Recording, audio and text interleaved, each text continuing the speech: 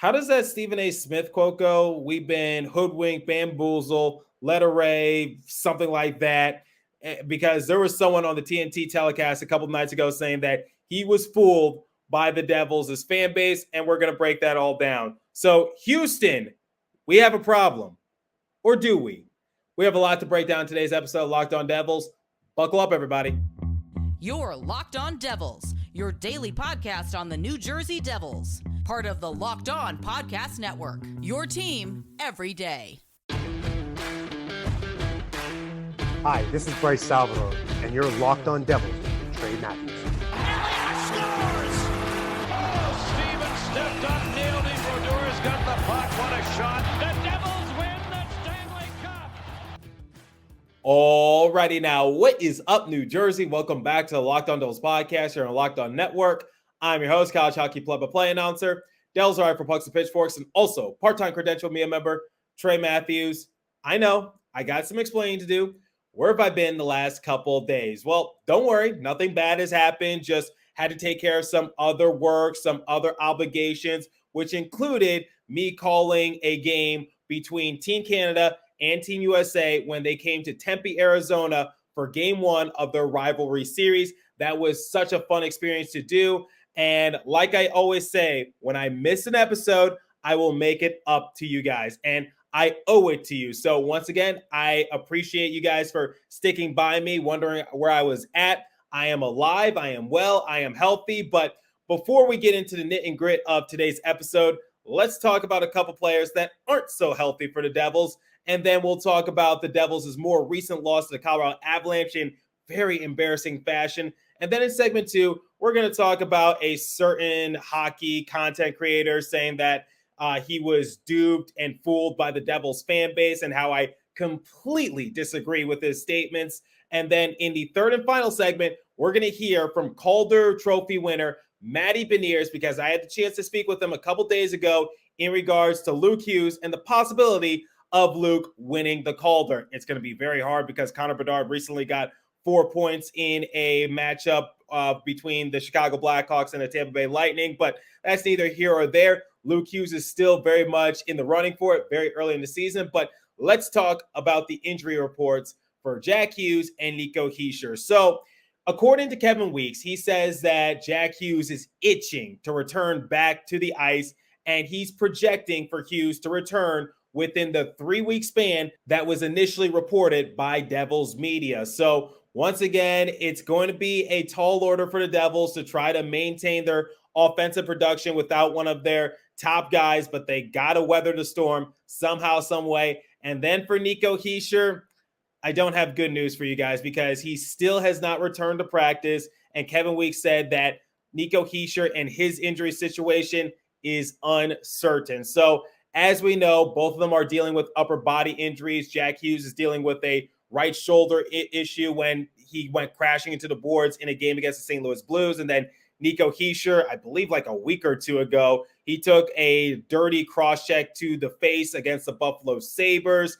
And Lindy said that Nico was going to be a day-by-day process. He didn't make the road trip. And a lot of people were just wondering, could Nico return when the Devils come back to the Prudential Center? Well, for the time being, the answer is no. I'm a little concerned for Nico because if it's day-by-day or day-to-day, however you want to phrase it, he should theoretically be back to skating. Or I mean, I'm not a coach, I'm not a trainer, but that's just my 2-cent opinion at this point. Just say he's week to week. And then for Jack Hughes, still week to week. We'll see what happens. But the fact that he's itching to return to the sheet of ice, I'm sure he's sitting on pins and needles. He wants to get back into the Hart Trophy discussion. I think Jack will be back sooner rather than later. But for right now, the Devils are still without their top 2 players in Hischier and Hughes. And they were both dearly missed in the more recent game against the Colorado Avalanche because the Devils lost that game by a score of 6-3 in Mile High City. And that was probably the worst game that I've seen so far this season from the Devils. And the fact that they only lost 6-3, because keep in mind that one of those goals scored by the Avalanche was an empty netter goal. It was just shocking because quite honestly, the Devils should have lost 10-3, and I'll explain that momentarily. But when I look back at that game against the Avalanche, it was definitely chippy, to say the least. Miles Wood, no love lost between him and the Devils organization. He was going full ham on a few Devils players, including Jonas Siegenthaler, and then Wood had to pay the piper. Hamilton got some retaliation to make sure that Wood got his comeuppance, but unfortunately Hamilton was assessed the penalty for roughing, so Hamilton had to sit. Miles Wood, we'll talk about this moments later. He did something that I haven't seen him do in a Devils sweater for a long period of time, and I'm just like, where was this during the playoffs? But I think the main talking point was basically the goon-like behavior from Ross Colton in the second period, because he was out to kill. Because about 10 minutes into the second period, he got assessed 3 penalties. So he got a penalty for boarding Luke Hughes, which we all saw on social media. Luke has to make sure he watches his 6 because he went into the defensive end a little too leisurely. And then you got someone like Colton, once again, playing like an absolute goon and decided to hurt Luke Hughes or try to take him out the game, or just say, you know what, you're going to join your brother on the IR because I'm going to make sure of it. And he basically just, for no apparent reason, decides to just give the poor kid a taste of the boards. And I'm just like, that was not necessary. But Luke does have to watch his 6 from here on out, because there are going to be players that are going to be gunning for you.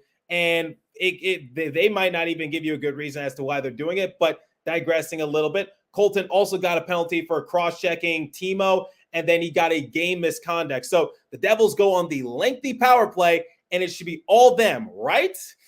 Not exactly, because we saw Alexander Holtz get a penalty. We saw Miles Wood get a shorthanded goal, open breakaway, scores on Vitek Vanacek. And I'm just like, where was this when you were with the Devils? Maybe that's why you were a healthy scratch in round 1 against the Rangers for most of those games. But, you know, I'm a little salty, yes, but still, I was just like, you know what? I don't know why, but I kind of saw that one coming. But yeah, that was just an ugly series of events for the Devils. Now, on that lengthy power play, they were in fact able to get a couple power play goals, one from Timo Meier and the other being Dougie Hamilton. But Dougie really had to redeem himself for that, because a little earlier, he was the reason why Miles Wood got that open breakaway and scored the shorthanded goal, because Hamilton just peeled away from the play. And unfortunately, he had a brain fart defensively like he's prone to do.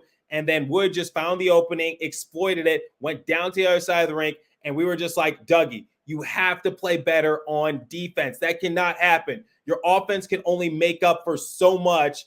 And yes, I'm glad that he was able to redeem himself on the lengthy power play once again, but that cannot happen. And it leads into the next talking point, which was, this was the talk of the town on the TNT broadcast, which was, what do the Devils need to improve upon in order to be a much better team? Now, here's the thing. The Devils are still 3rd in the Metro. They're still above 500. They're without their 2-star players. But obviously, people want to create some certain narratives because the Devils did have a historic season last year. And I called it going into the year, like many of you, which was the expectations for Devils were going to be much higher. Now, could they reach it? Could they exceed it? That was yet to be discovered, but still very early in the season. But nonetheless, on the TNT broadcast, they were just like, the Devils need to improve on their goaltending, because here's the thing. When we're looking at Vitek Vanacek's numbers, he's appeared in 9 games. He has a record of 6-3. He has a save percentage of .893, and he has a goals against average of 3.29. Akira Schmid hasn't been that much better statistically. He has appeared in 4 games. He has a record of 1-1-1. He has a goals against average of 3.51, a save percentage of .887. Yeah, so when you look at it on paper, the goaltending hasn't been all that good for the Devils. But the one thing I wanted TNT to point out was that it's not really the goaltending in this case. I don't think you could put that previous loss against the Avalanche on Vitek Vanacek. I'm sure there's a few saves he would like to have back, but I think that's the case for any goalie that comes out on the losing end. It was the defense, because I want you guys to do me a favor. Take a shot for every time the Devils allowed the Colorado Avalanche to go on the odd man rush or allow for some open breakaways. P.S. You might not want to drive afterwards. In fact, do not drive afterwards, because you will be drunk out of your mind. Because according to TNT, the Devils allowed for the Avalanche to go on 13 odd man rushes. That cannot happen. That is a recipe for disaster. So honestly, like I just said moments ago, I'm surprised that the Devils lost by 3 goals, albeit one of those goals was an empty netter. But it's just like the defense is not giving the goalies a chance to thrive. It feels like Mackenzie Blackwood on the San Jose Sharks, because Mackenzie Blackwood has actually been doing quite well, and the numbers don't really do it justice, yes, but the Sharks defense has been atrocious. So they're not giving him a chance. And the same can be said in New Jersey, just at a different scale, because they're not giving Vitek Vanacek or Akira Schmid a chance to thrive. So when you allow 13 odd man rushes to a fast-paced team like the Avalanche, a team that's doing really well to open up the season, I don't know what else you expect. I don't think it's the goaltending in this case. In fact, most of the Devils' losses, I don't think you can really put it on either Vitek or Akira, even though people are quick to point the finger. It really goes on the defense in this case. And this is something that I've been preaching. I've been seeing some of my fellow Devils content creators preaching about this. Like, it's the defense that's been so bad for the Devils. They have so many holes in their defensive execution that you can use it to drain pasta at this point. So the main question is, what do the Devils do in this case? Because if we're being honest, the Devils are pretty spread thin when it comes to defensemen, because their only option is to insert Cal Foote into the lineup, and that's not really going to help them. So it's just like, what do they do, especially with Colin Miller still being on the IR? What changes need to be made? Well, Ryan Novozinski, who's a friend of the show, he recently spoke with Tom Fitzgerald in a recent interview and asked him, like, what does the team need to do in order to improve? And Fitzgerald touched on the goaltending situation, and he also touched on the defense, which has been putrid to begin the year. Fitzgerald was quoted to say, "I think we're doing a lot of good things, but there are areas that we're still working on. Our puck management, our D-zone assignments, but that takes time. People want to say things or evaluate our goaltenders, blah, blah, blah. We've got to play better in front of them, give them a chance to stop pucks. You can't keep giving up high-quality chances and ask for miracles, and we've got a couple." So he also mentioned like the possibility of sending Akira Schmid down to Utica, because if you guys know, Schmid is still in his entry-level contract, so he can be sent down to Utica with no repercussion, but there's no replacement for the time being, and that's a concern that I had going into the start of the season. Who's the third-string goalie in case something goes wrong? Like, is it Shalgren? Is it Kincaid? Like, I was a little confused about that goaltending setup. So that's the one thing that needs to be addressed. Like, who's the third-string goalie that can be turned to in case something like this happens or in case an injury breaks out? But we'll discuss that for another time. And also, Tom Fitzgerald did say that he isn't really looking to make a trade for a time being. He'll look past the 20-game mark to see if like a trade is necessary. But honestly, I wouldn't be counting my chickens for that. Like, you can't just expect some sort of miracle. I know Tom Fitzgerald has a tendency to pull a rabbit out of his hat and make some great moves, but I don't think that's going to take place anytime soon for a time being. So unfortunately for the Devils, they're just going to have to get somewhat creative with their defensive pairings, and they're just going to have to like see what works, what doesn't work. But for the time being, guys, the defense is all they got, and they're just going to have to try to make it work. So the Brendan Smith experience continues for the foreseeable future, because there are no other options to try to fix it. And if you say like bring up like a rookie from Utica to try to help them out, or bring someone over from God knows where, honestly, I don't think that's going to help, because one of the issues is that the Devils' defensive pairings, they have a lot of, how would I say it, lack of experience, especially with someone like Luke Hughes. And if you were to put Shimon the Mets in, the Mets is going to help offensively, but not defensively, because he's still working on that. We saw that in preseason. So my thing is like, I don't know what you expect, but I don't think asking for a up-and-coming player to be inserted to the Devils roster, including Cal Foote, who's already on the roster, I don't think that's really going to help them in that case. So to answer the question for TNT, it is not goaltending. It is defense. It has been atrocious. And that's where I'm going to leave it in terms of that previous game against the Avalanche. Devils have another game when this episode goes live against the Capitals. So we'll see how that goes. So also a part of that TNT broadcast is Paul Bissonnette. And We call him Biz in the industry, obviously, and he was quoted to say some controversial things in regards to the Devils. So post-game, he said it was like one of the most pathetic performances he's seen on the road. The performance against the Avalanche was pathetic. I can't even defend the Devils in that case. He said that he was drinking the Kool-Aid in regards to the Devils. Don't know about that one, Chief. And he also said he was fooled and duped by the Devils fan base. How did they exactly dupe and fool you? Like, what are you expecting for Devils fans to be down in the dumps and not have confidence in their team? Not even a little bit.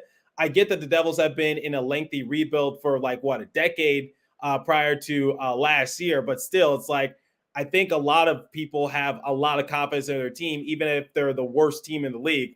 I saw some Sharks fans basically saying that maybe the Sharks can make the wild card in a weak Western Conference, but digressing a little bit.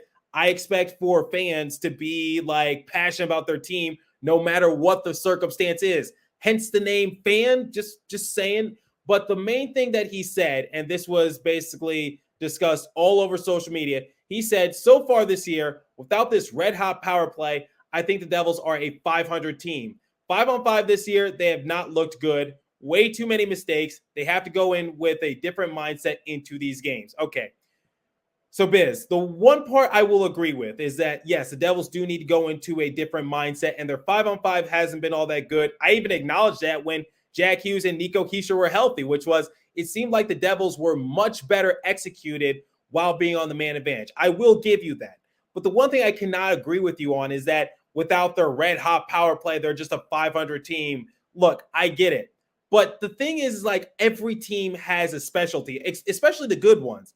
Good teams have a specialty. So last year for Devils, they were lightning quick. That's what people were raving about. Their speed. They were tiring out their opponents. And that's what resulted in so many wins because no one could keep up with people like Jack Hughes or Jesper Bratt or Nico Hischier. It was basically an East-West style type of hockey. So what happened in the playoffs? Because this is what separates the good teams from the great teams because great teams are able to go to plan B if plan A isn't working. But for the Devils, especially in round 2, when plan A wasn't working, there was no plan B because as we saw, plan A was for the Devils to try to play a fast-paced game, and the Carolina Hurricanes were taking none of that. They were forechecking the Devils a lot, which resulted the Devils to ice the puck a lot because they couldn't get full grasp of the puck. So my thing is Biz, yes, the Devils have a red-hot power play, but doesn't every team have some sort of specialty that makes them good? Because, if the Rangers didn't have Igor Shesterkin in net, are they still, a top contending team in the Metro? I mean, I can't really answer that, but why don't you ask Ranger fans that? Would the Edmonton Oilers still be relevant without Connor McDavid, who's the greatest hockey player in this generation? Riddle me that. Would the Florida Panthers make it to the Stanley Cup if they didn't make that trade with Calgary to get Matthew Tkachuk? Because Matthew Tkachuk was a huge catalyst for that Panthers team. Obviously, he was one of the finalists for the Hart Trophy. So that's the point I'm just trying to make, is that every team has some sort of component that makes them really good. And the Devils are no exception. And for them, it happens to be in special teams, especially on their power play. So when you just say that the Devils will be a bad team if they don't have that red hot power play, I don't get the point you're trying to make. That's just their specialty, and that's what they're doing good on. And kudos to them for actually playing to their strengths, which is why their record is maybe better than it should be, because the Devils have not gone up to a good start this year, but they're still racking up the wins. And I think that's more important because, once again, they're still a very good team. And if they thrive in one area, then continue to thrive in it, because obviously teams are having trouble stopping it. Because I even said it a few episodes ago. How do you stop the Devils' power play? Especially when you got Jack Hughes and Jesper Bratt just facilitating the puck on the top power play unit. Nico Hischier, great two-way player. Luke Hughes, a great catalyst, and he has great chemistry outside of his brother. He has chemistry with the entire team. He's been racking up a lot of his points on the man advantage. Or the second power play unit isn't a bunch of duds either. So that's my thing. Okay, yeah, they're red hot on the power play, and it's bailed them out a few times. In fact, it bailed them out in that game against the Avalanche. Despite losing, that loss could have been significantly worse if Ross Colton wasn't an absolute goon, got the Devils the lengthy man advantage, and Devils, score a couple power play goals thanks to Timo Meier and Dougie Hamilton. That score could have been a lot worse. But once again, Devils playing to their strengths. So, Biz, I don't get the point you're trying to make. And also, when we look at the standings, there's only 2 Metro teams that are ahead of the Devils. So, at the time of recording, Devils have played in 12 games. They have 15 points.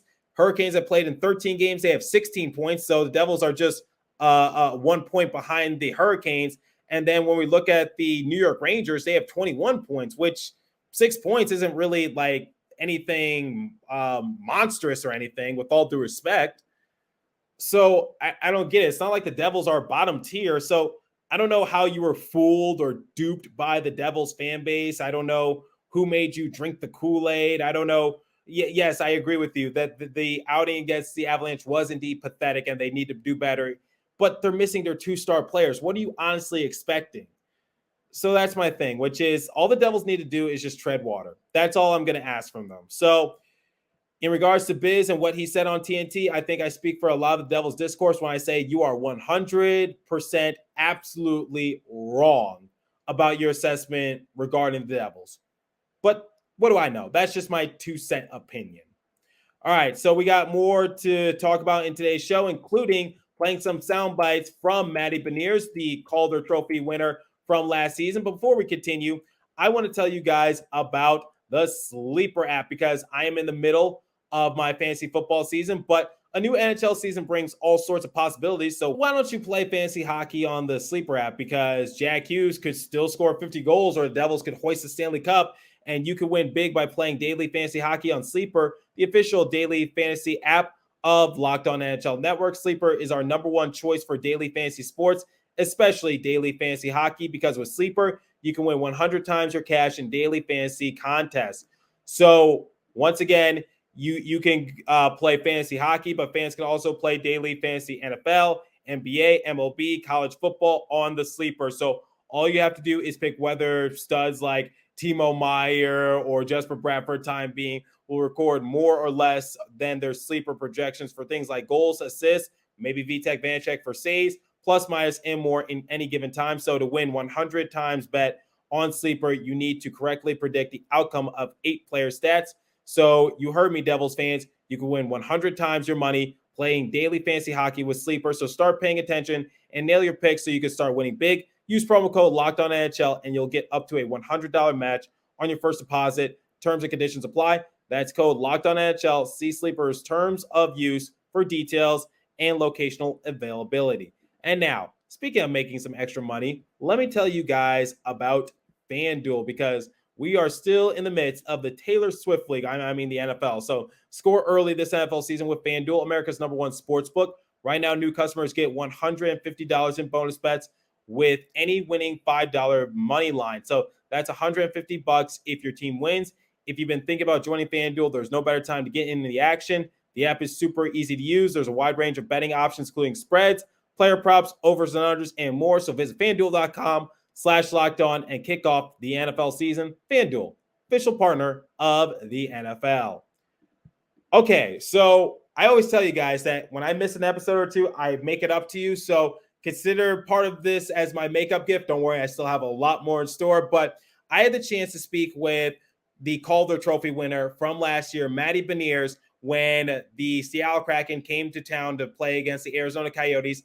They came on the losing end in a shootout, but I made my way to the locker room and I asked Maddie about Luke Hughes, the possibility of him winning the Calder, any advice he might have for him, and also how does a player like Luke avoid the rookie wall when midseason comes around, because Luke's production might go down as the NHL season starts to take a wear and tear on his body, and Colton certainly didn't help things. So once again, it was after the Kraken lost in a shootout. Players are kind of in a down mood, as you guys can see in past episodes I've done, going into the Devils locker room after a loss, whatever the case might be. So I put my neck out on the line to give you guys some decent content. So here's what Maddie had to tell me a couple times post-game. So, Maddie, I don't know if you know this, but obviously your first 10 games in the NHL, you racked up 9 points. And then for Luke Hughes, when we factor in regular season and playoffs, he was also getting nearly a point per game. So, and he's also tops amongst rookies in points to begin this year. So having won the Calder, do you have any advice for someone like Luke to follow in your footsteps so that way he could potentially win the Calder? What went right for you personally last season that ended up becoming Rookie of the Year? Yeah, I mean, he's a great player, and I'm super happy for him. I hope he has a lot of success this year. It's definitely a long year, but I think he is surrounded by the right people and, plays the right way. He's obviously super skilled, works hard, plays both sides of the puck really well, not just offensively but defensively. So, there's not really much advice, he needs from me. He's got two great support system with his brothers and family. So, I'd just say keep it going, and, he's going to have a great year. One of the things that people talk about is the rookie wall, which is halfway through the year, your body starts to give out on you a little bit. Obviously, going from collegiate to now NHL can definitely take a toll on anyone. So basically, I want to hear your perspective. How did you push through it, and how can rookies like Luke Hughes push through it as well? Like, what's the advice you could give to all rookies that when the midway point of the season hits?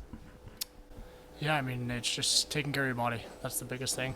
It's a long year. You play a lot of games, and taking care of your body is important. That would be the biggest thing. Once again, it's great to interact with Maddie Beniers. This is the second time that I've interviewed him, and great kid, and I hope he thrives in the league. But let me know what you guys think. What did you think about people saying that the Devils' goaltending is the reason for their downfall? Is it the goaltending or is it the defense? Because in my opinion, it's the defense, and I think Tom Fitzgerald can agree with that. And also, if you want to hear Rhino Wazinski's full thoughts on the matter and also read his full discussion with General Manager Tom Fitzgerald, the link to his article will be in the description below. Give it a look. Subscribe to NJ.com if you haven't done so already. And also, do you think that Biz was fooled and duped by the Devils fans? What do you think of the Devils at this point in time? Keep in mind, keep your expectations moderate, especially with Jack and Nico out. And also, give Maddie some love and support the Seattle Kraken because they are my second favorite NHL team because of my mentor, Ever Fitzhugh, the play-by-play announcer for their radio feed. So, as for today's episode, guys, that's all the time I have for you. So, thank you for sticking by me. Thank you for wondering where I'm at. I'm back. Took a bit of a mini hiatus, but I got some more content on the way. So, continue to stay safe. Have a wonderful day, New Jersey. Go Devils. I'll catch you guys in the next episode. Thanks for listening once again.